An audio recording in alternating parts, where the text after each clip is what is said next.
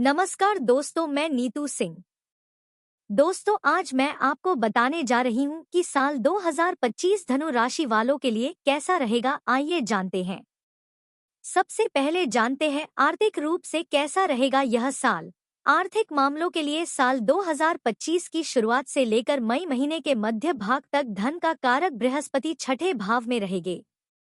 बृहस्पति का छठे भाव में गोचर अच्छा नहीं माना गया है, लेकिन बृहस्पति ग्रह नवम दृष्टि से धन भाव को देखकर धन संचय के मामले में आपके लिए मददगार बनेंगे।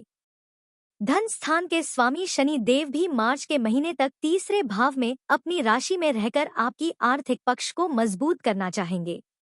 मार्च के बाद शनि की स्थिति कमजोर हो जाएगी, जबकि मई महीने के मध्य के बाद बृहस्पति की स्थिति मजबूत हो जाएगी। मई महीने के मध्य के बाद बृहस्पति लाभ भाव को देखकर अच्छी आमदनी करवाने का प्रयास करेंगे। इस तरह से हम पाते हैं कि भले ही ग्रह गोचर की स्थितियां बदलेगी, लेकिन पहले भी कुछ ग्रह अच्छे तो कुछ ग्रह कमजोर परिणाम दे रहे हैं, और बदलाव के बाद भी कुछ ग्रह अच्छे तो कुछ ग्रह कमजोर परिणाम देंगे। धनु राशिफल 2025 के अनुसार आर्थिक मामले में ग्रह गोचर मिलेजुले परिणाम देंगे, लेकिन धन के कारक बृहस्पति का लाभ अथवा धन भाव से कनेक्शन बना ही रहेगा। अतः परिणाम एवरेज से बेहतर रह सकते हैं, यानी कि आप साल के पहले हिस्से में अच्छी बचत कर सकेंगे और बचत किए हुए धन का सदुपयोग कर सकेंगे।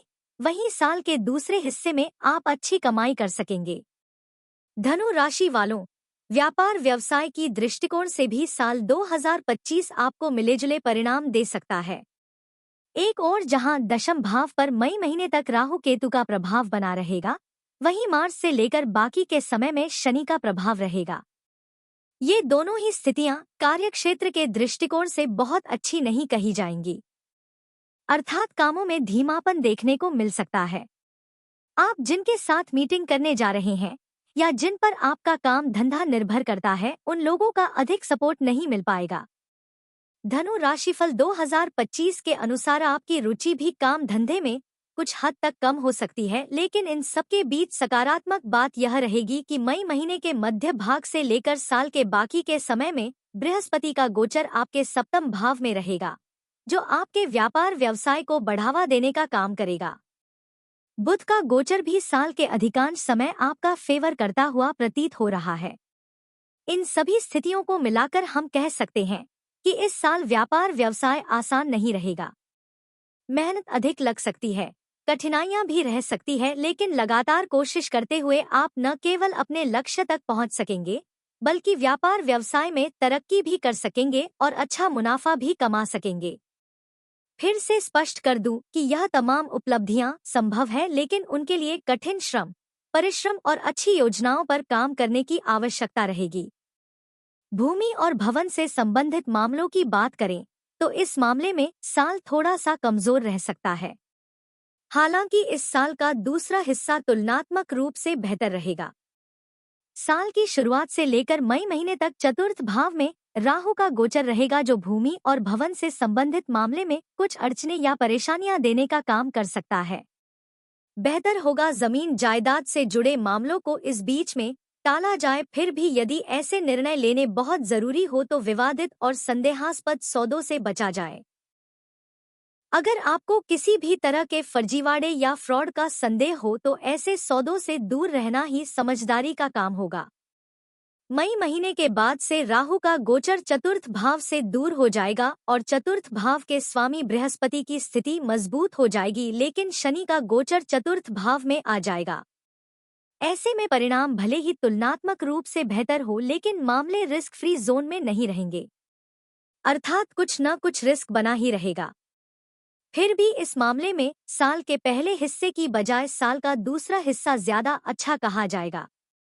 वाहन आदि से संबंधित मामलों की बात करें तो इस मामले में भी साल का दूसरा हिस्सा ज्यादा अच्छा रहेगा। अतः यथासंभव वाहन की खरीदारी से बचना उचित रहेगा, लेकिन यह वाहन खरीदना बहुत जरूरी हो तो मई महीने के मध्य भाग के बाद ही खरीदारी करना समझदारी का काम होगा। धनु राशिफल 2025 के अनुसार स्वास्थ्य के दृष्टिकोण से साल 2025 आपको मिलेजुले परिणाम दे सकता है। एक और जहां शनि का गोचर साल की शुरुआत से लेकर मार्च के महीने तक काफी अच्छे परिणाम देता हुआ प्रतीत हो रहा है, वहीं मार्च के बाद शनि ग्रह स्वास्थ्य के मामले में कमजोर परिणाम दे सकता है। विशेषकर ऐसे लोग जिन्हें सीने या हृदय के आसपास से संबंधित कोई परेशानी पहले से है, उन्हें मार्च महीने के बाद से अपेक्षाकृत अधिक सावधानी पूर्वक निर्वाह करने की आवश्यकता रहेगी। हालांकि मई के बाद से राहु का गोचर चतुर्थ भाव से हट जाएगा, इसलिए परेशानियां कम हो जाएंगी, लेकिन अप्रैल से लेकर मई महीने के मध्य भाग तक स्वास्थ्य का अधिक ख्याल रखने की आवश्यकता रहेगी। मई महीने के मध्य भाग के बाद बृहस्पति का गोचर आपके सप्तम भाव में पहुंचकर पहले भाव को देखेगा और समस्याओं को समाप्त करने का काम करेगा। भले ही शनि की दृष्टि के कारण कुछ समस्याएं आए, लेकिन बृहस्पति उन्हें ठीक करवाने में भी मददगार बनेगा। इस तरह से हम कह सकते हैं कि इस वर्ष बीच बीच में कुछ स्वास्थ्य समस्याएं देखने को मिल सकती हैं, लेकिन आपके संयम, समझदारी और बृहस्पति की कृपा से समस्याएं जल्दी ही दूर हो सकेंगी और आप बेहतर स्वास्थ्य का आनंद ले सकेंगे। धन्यवाद।